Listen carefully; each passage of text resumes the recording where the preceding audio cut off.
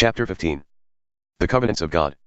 Many of the issues in prophecy revolve around the covenants with whom they were made, as well as how and when they will be fulfilled. There are two primary views on this topic, covenantalism and dispensationalism, and, as we have seen, there are also modified forms of each. Traditional dispensationalism.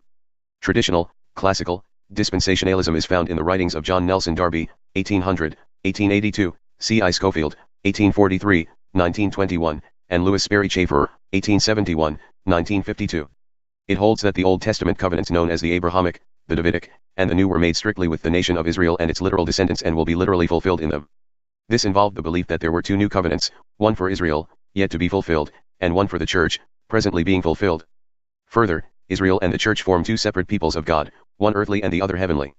Hence, they will have two destinies, one in heaven for the church and one on earth for Israel. Revised dispensationalism. Revised dispensationalism is represented by John Walvoord, 1910, 2002, and Charles Ryrie, B. 1925. Like its forerunner, it affirms that there is yet a literal national fulfillment of the Abrahamic covenant to Israel.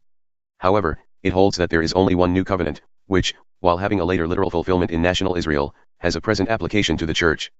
Most revised dispensationalists hold that while there are distinctive differences between Israel and the church and their respective destinies, all are part of one overall people of God who share in the spiritual redemption wrought by Christ. Progressive dispensationalism. Progressive dispensationalism, embraced by Robert Saucy, B. 1937, Craig Blazing, B. 1949, and Darrell Bach, B. 1952, is a further revision of dispensationalism in the direction of covenant theology. While claiming there will be a literal fulfillment of the Abrahamic, Davidic, and New covenants in ethnic Israel, they insist that there is a present inaugural fulfillment in the church. Thus, they maintain that fulfillment of the Davidic covenant began at Christ's ascension to God's right hand and will later come to earth at the second coming. Like covenant theologians, they both stress the view that there is one people of God and embrace a hermeneutic that reads these Old Testament promises to Israel in the light of their supposed fulfillment in Christ and His church. Classical covenantalism.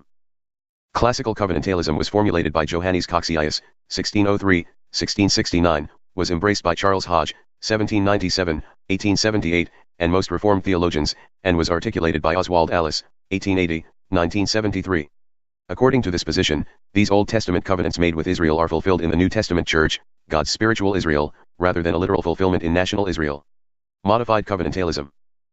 According to modified covenantalism, held by Anthony Hoekema, 1913, 1988, and Bernd Poythress, B. 1944, the church is the New Testament Israel in which there is spiritual fulfillment of these Old Testament covenants, even though there also will be literal future fulfillment of them in ethnic Israel. Most modified covenantalists do not believe these will be fulfilled in a literal thousand-year reign of Christ, the millennium, but in the new heaven and new earth. Further, like classical covenantalists, they believe there is only one people of God and, hence, there will not be two separate destinies, one on earth for Israel and one in heaven for the church.